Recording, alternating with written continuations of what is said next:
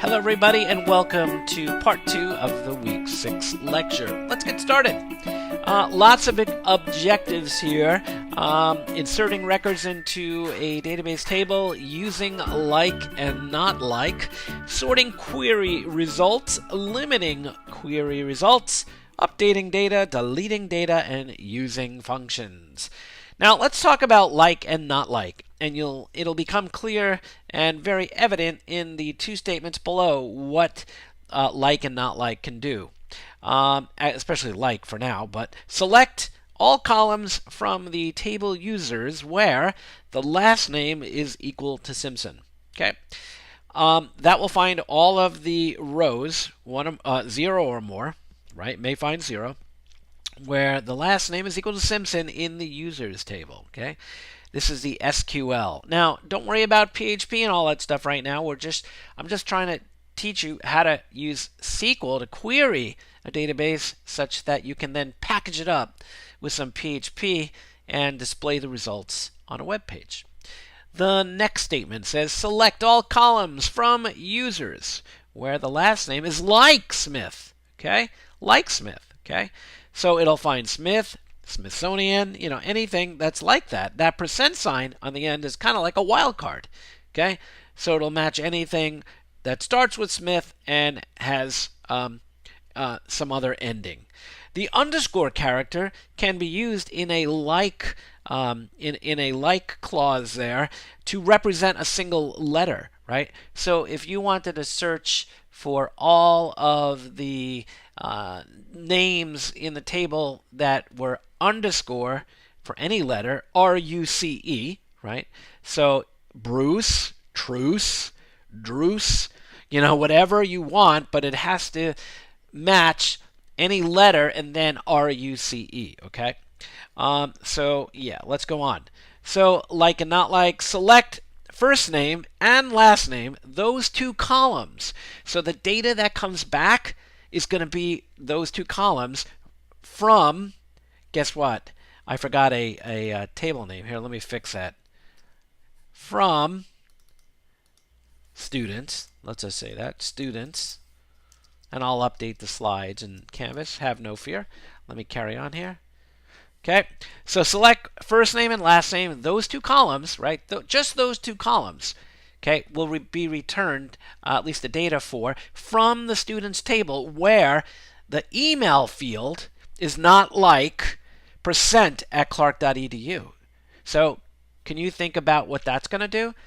It's going to give you all of the first and last names from the students table that don't have clark.edu email addresses. How about that? Okay. Try to avoid using like and not like as they don't use indexes. I'm just saying. And we'll learn more about indexes over time, okay? So again, they're there, but when you start dealing with large data sets, the database engine is going to have to work a lot harder, okay? So select star from users where last name like underscore Smith, okay? What's that going to do? That's going to find any names, any of the last names that have underscore any character SMITH. Okay. Now I really don't know of any names like that, but for an example here, it works fine. Sorting query results. So when you query, right, the database engine, you can tell it to deliver you the results sorted a certain way.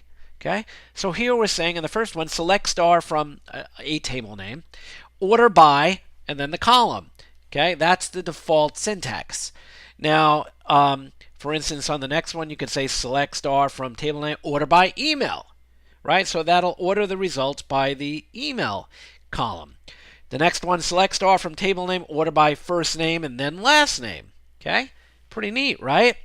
The next one, select star from table name, order by last name ascending. So the results will be ordered in ascending order. And you'll see that actually when you go over the Lab 8. When you go over the Lab 8 preview video that I created for you. Okay. Select asterisk from table name, order by last name ascending, first name ascending. Okay. So you could actually apply ascending or descending to a specific column. or multiple columns. The next one, select star from table name order by last name descending. Okay, so it'll start with Z's and Y's, X's, etc. Select star from table name order by last name descending and first name descending. Okay, got it? You could do last name ascending and first name descending, right? You could do that. Wow, there's so many things you could do. So select star from table name where last name not equal to Smith, order by last name ascending. So that's going to select from the table, right, that you give it, and find all the columns, right? It's going to give you all the columns back that are in that table where the last name is not equal to Smith, and it's going to order the results in ascending order by last name. Okay. Next, limiting query results. Select star from table name limit and then a number. So in the next one, select star from table name limit 42. So if there's a million results, this is saying just give me 42. Give me the first 42. Okay. Next one, select star from table name limit x comma y. Okay. Now, what does that mean? What does that mean? Why would you want to limit by two things? What do you think that means? Select star from table name limit x comma y. So the next one says select star from table name limit 10 to 104. So do you hear what I said? From 10 to 104. How about that? Think about it. Pretty neat stuff. Okay. Always place the limit keyword at the end of your SQL statement. In fact, part of Lab 8 in the Lab 8 overview video, you're going to have to use limit and ascending and descending. Okay. By the way, I think I cover it here, so we'll go over it. Updating data. Now, I'm not going to have you do any work on updating or inserting data this week. I'm going to save it for week 7. But update table name set column name equals some value. Okay. So think about a form where you present the user with a record that was already in the students table and you were editing it. You could actually update a specific record by changing one or more values in that record. That's how you perform updates. And maybe you heard me say CRUD before. In this class, I'm going to teach you how to create, read, update, and delete data, okay, in a database. And so far, you've done the R, the read, right? And next week, in week number 7, we're going to be creating, updating, and deleting. We're going to finish the CRUD, or the CUD, okay? So update, table name, set column 1 equals some value, comma, column 2 equals some value, and then column 3 equals some value, etc. That's the syntax when you need to update multiple columns. Now, I want to tell you that all of the SQL stuff is something you'll be able to build as a string in PHP that you can then feed to one of the MySQLi, right? The MySQLi improved database connection object to do certain things. So the last line there says update users, set email to belgort@clark.edu where user ID equals 42, right? So that's going to set the email address for the record in the database that has a user ID of 42.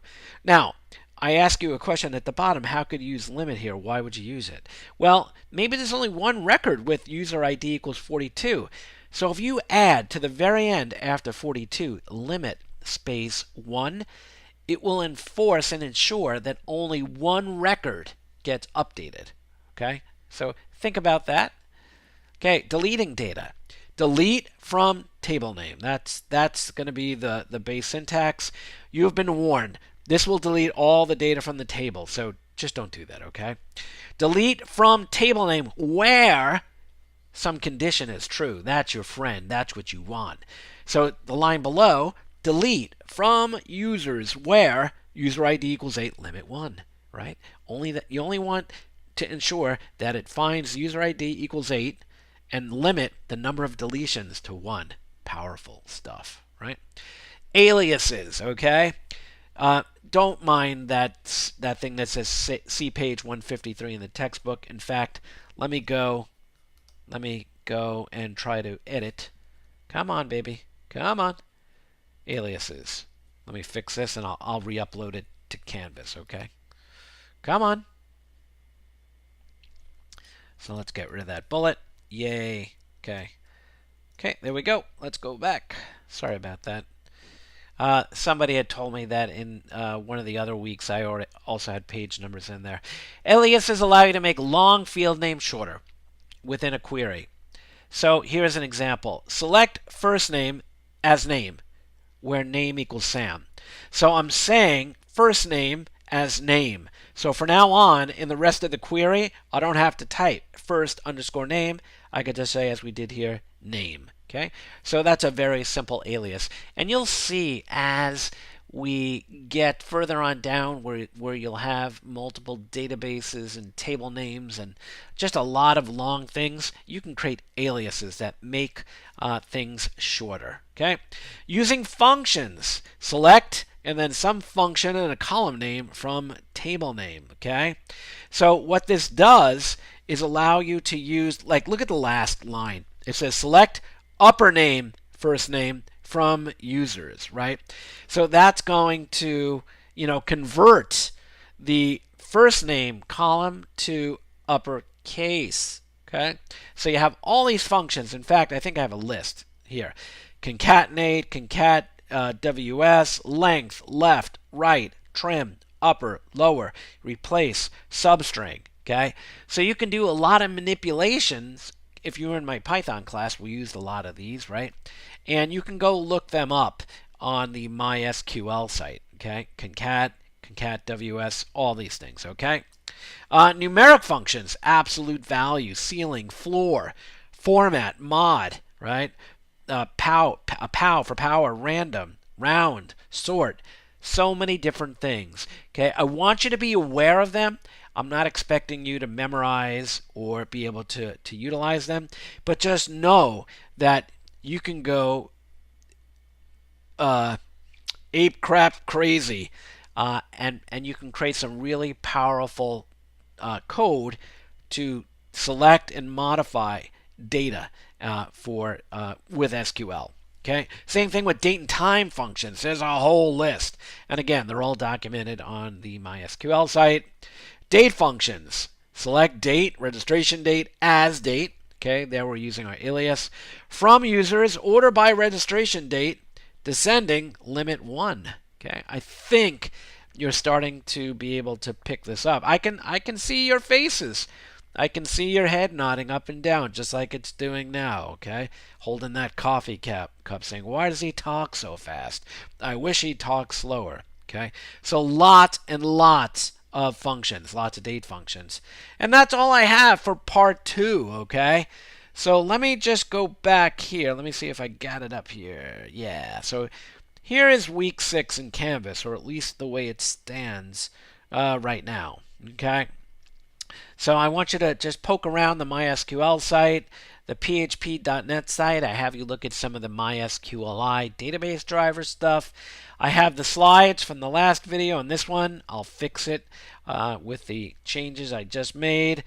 Lecture 1. Lecture 2 is the one I'm recording right now. Okay. And then I have, and then your Alexa kicks in because it thought I said Alexa. Okay. Then I have using PHP and MySQL to build a select tag. Check that one out because that uses a database table. Lab 8 walkthrough. So I gave you some tips and tricks and some hints in here. I gave you the code for the MySQL build a select tag thing right here. No quiz this week. Yay! How about that? And then, of course, Lab 8. Okay? So if you have any questions, let me know. Lots and lots of things to cover in here. So this week I want you to just get good at select statements. Lab 8 is going to help you with that. Doesn't have that much logic in it, using ifs and stuff like that. But you are going to have to post a form and check to see if the request method is post. So if you remember from like week 2 or 3 with the sticky form stuff and single page forms, actually, that's what you want, okay? So thanks for watching, and I would watch this video again, go over the stuff, and if you have any questions, let me know. And the secret code word for this video is the Space Needle. Space Needle. So if you watch this and Slack me the secret code word Space Needle, brownie points will be acknowledged.